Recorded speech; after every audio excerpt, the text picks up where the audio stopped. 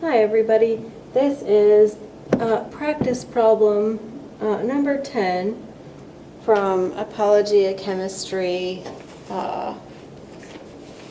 Module 2.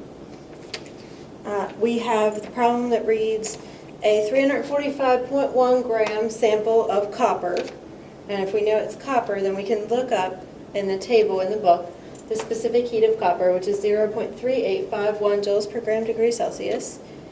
At 100.0 degrees Celsius is dropped into a 4.5 gram calorimeter made of an unknown substance. So we don't know what it is, we don't know its specific heat. If the calorimeter had 150.0 grams of water, and we know that the specific heat of water, which we'll memorize, is 4.184 joules per gram degree Celsius, the temperature changed from, so initial temperature, 24.2 degrees Celsius to 25.1 degrees Celsius, our final temperature. What is the specific heat of the calorimeter? Okay, that's what we want to know. So in a calorimetry problem, such as this, we know that at the end of the experiment, all of the components will come to the same temperature. Not just the water and the calorimeter, but also the final temperature of the metal. That equilibrium temperature will be 25.1 degrees Celsius. That's the key to having enough information to solve the problem. Now we can find the change in temperature for each of these components. So if we look, we have significance in the 10th place for all of our temperature readings. So we can go to the 10th place when we subtract. Final temperature minus initial temperature for the calorimeter is going to be, not on my paper, of course. Well, I guess we'll do it then. 25.1 minus 24.2, 0.9 degrees Celsius. For the water, also the same. And that really wrecks everything because that gives us just one significant digit in the temperature column there, which could really make our answer bad. Here we'll have a temperature change. 25.1 minus 100 will give us a negative 74.9 degrees Celsius temperature change for the copper.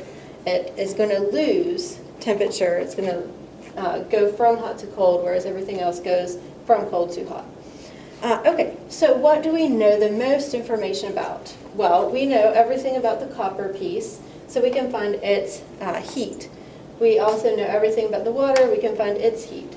Then we can use those things to figure some information about the calorimeter. Let's start with the copper. So we want to find the heat of the copper.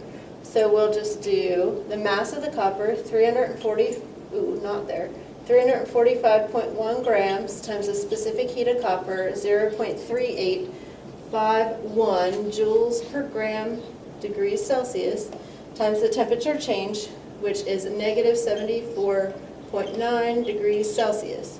So the heat for the copper would be all those things multiplied together. When you do that, you get negative 9,950 joules. We're rounding to 3 significant figures here because there are only 3 in our temperature reading. We can also do the same thing to find the heat that was gained by the water. Q for the water will be its mass, 150.0 grams, times its specific heat, 4.184 joules per gram degrees Celsius, times temperature change, 0.9 degrees Celsius. That's one significant digit. So when we find Q for water, we're going to come up with a Q of 600 joules, one significant figure. These zeros are not significant digits, unless I use scientific notation to show that they are, which they're not, so I won't. Then we're going to use our all-important calorimetry equation, which would be Q of the hot substance, in this case the copper. I'll just write copper instead of metal. All of the heat that is lost by the copper is gained by the water and the calorimeter. So if I want to find out how much heat the calorimeter gained, I would take a negative heat of the copper. Well, we found the heat of the copper to already be negative, so a negative negative is a positive. So this will be 9,950 joules for the heat of the copper negative, equals the heat of the water, which we found to be 600 joules, plus the heat gained by the calorimeter.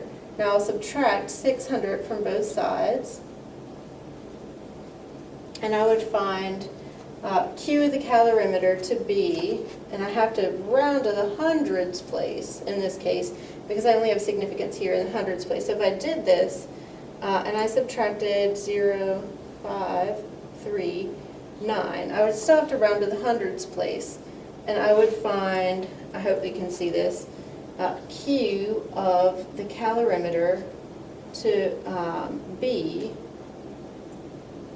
let's see, 9,350, no, I have to round, 2 significant digits, round to the hundreds place, 9,400 joules.